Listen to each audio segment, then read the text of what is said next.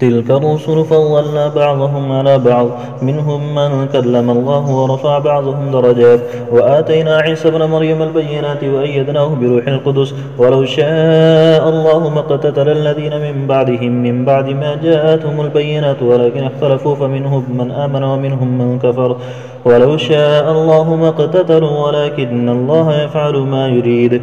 يا أيها الذين آمنوا أنفقوا مما رزقناكم من قبل أن يأتي يوم لا بيع فيه ولا خلة ولا شفاعة والكافرون هم الظالمون. الله لا إله إلا هو الحي القيوم لا تأخذه سنة ولا نوم له ما في السماوات وما في الأرض من ذا الذي يشفع عنده إلا بإذنه يعلم ما بين أيديهم وما خلفهم ولا يحيطون بشيء من علمه إلا بما شاء وسع كرسيه السماوات والأرض ولا يؤوده حفظهما وهو العلي العظيم.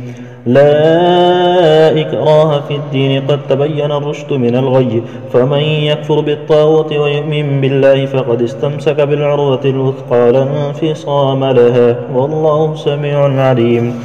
الله ولي الذين آمنوا يخرجهم من الظلمات إلى النور والذين كفروا أولياؤهم الطاغوت يخرجونهم من النور إلى الظلمات أولئك أصحاب النار هم فيها خالدون. ألم تر إلى الذي حاج إبراهيم في ربه أن آتاه الله الملك إذ قال إبراهيم ربي الذي يحيي ويميت قال أنا أحيي وأميت قال إبراهيم فإن الله يأتي بالشمس من المشرق فأت بها من المغرب فبهت الذي كفر والله لا يهدي القوم الظالمين.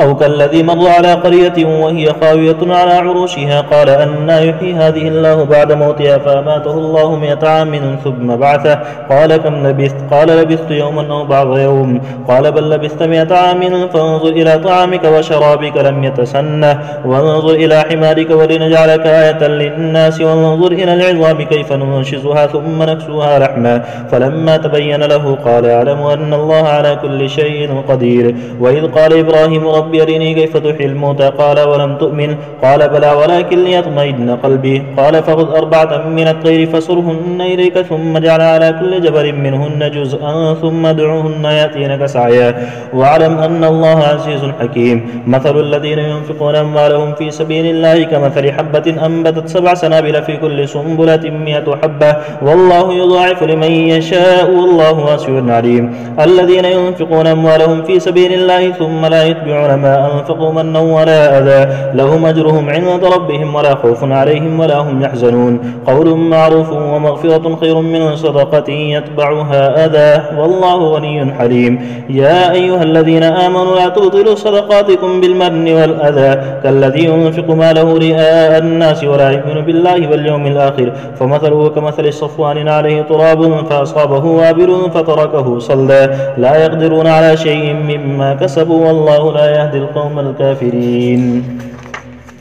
ومثل الذين ينفقون أموالهم ابتغاء مرضات الله وتثبيتا من أنفسهم كمثل جنة بربوة أصابها وابل فآتت أكلها ضعفين فإن لم يصبها وابل فطل والله بما تعملون بصير. أيود أحدكم أن تكون له جنة من نخيل وعناب تجري من تحتها الأنهار له فيها من كل الثمرات وأصابه الكبر وله ذرية ضعفاء فأصابها إعصار فيه نار فاحترقت كذلك يبين الله لكم الآيات لعلكم تتفكرون.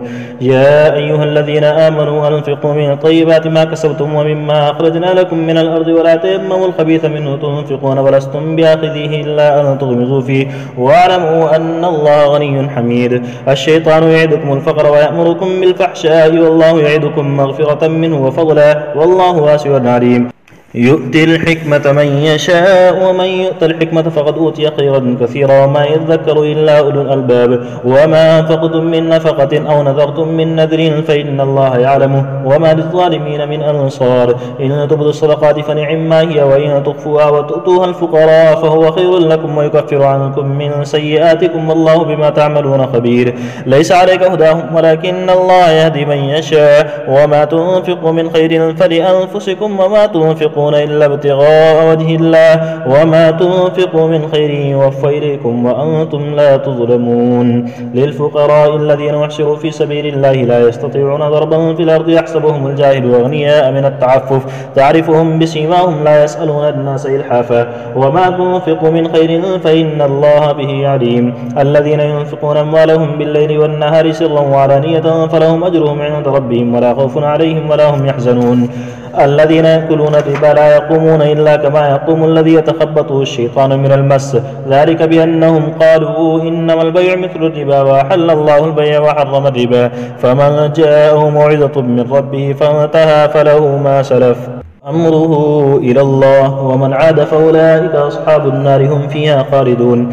يمحق الله الربا ويربي الصدقات والله لا يحب كل كفار أثيم. إن الذين آمنوا وعملوا الصالحات وأقاموا الصلاة وآتوا الزكاة لهم أجرهم عند ربهم ولا خوف عليهم ولا هم يحزنون.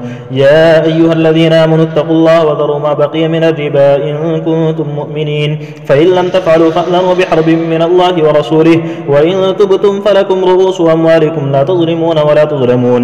وإن كان ذو عسرة فنظرة إلى ميسرة وأن تصدقوا خير لكم إن كنتم تعلمون. واتقوا يوما ترجعون فيه إلى الله ثم توفى كل نفس ما كسبت وهم لا يظلمون. يا أيها الذين آمنوا إذا تداينتم بدين إلى أجل مسمى فاكتبوه وليكتب بينكم كاتب بالعدل ولا يأب كاتب أن يكتب كما علمه الله فليكتب وليملل الذي عليه الحق وليتق الله ربه ولا يبخس منه شيئا فإن كان الذي عليه الحق سفيها أو ضعيفا أو لا يستطيع أن يمل هو فليملل وليه بالعدل واستشهدوا شهيدين من رجالكم فإن لم يكونا رجلين فرجل وامرأتان ممن ترضون من الشهداء أن تضل إحداهما فتذكر إحداهما الأخرى ولا يأبى الشهداء إذا ما دعوا ولا تسأموا أن تكتبوه صغيرا أو كبيرا إلى أجله ذلكم أقسط عند الله وأقوم للشهادة وأدنى ألا ترتابوا إلا أن تكون تجارة حاضرة تديرونها بينكم فليس عليكم جناح ألا تكتبوها وأشهدوا إذا تبايعتم ولا يضار كاتب ولا شهيد وإن تفعلوا فإنه فسوق بكم واتقوا الله ويعلمكم الله والله بكل شيء عليم. وإن كنتم على سفر ولم تجدوا كاتبا فرهان مقبوضة فإن من بعضكم بعضا فليؤدي الذي اؤتمن أمانته وليتق الله ربه ولا تكتموا الشهادة ومن يكتمها فإنه آثم قلبه والله بما تعملون عليم. لله ما في السماوات وما في الأرض وإن تبدوا ما في أنفسكم أو تخفوه يحاسبكم به الله فيغفر لمن يشاء ويعذب من يشاء والله على كل شيء قدير. آمن الرسول بما أنزل إليه من ربه والمؤمنون كل آمن بالله وملائكته وكتبه ورسله لا نفرق بين أحد من رسله وقالوا سمعنا وأطعنا غفرانك ربنا وإليك المصير. لا يكلف الله نفسا إلا وسعها لها ما كسبت وعليها ما اكتسبت ربنا لا تؤاخذنا إن نسينا أو أخطأنا ربنا ولا تحمل علينا إصرا كما حملته على الذين من قبلنا ربنا ولا تحملنا ما لا طاقة لنا به واعف عنا واغفر لنا وارحمنا أنت مولانا فانصرنا على القوم الكافرين.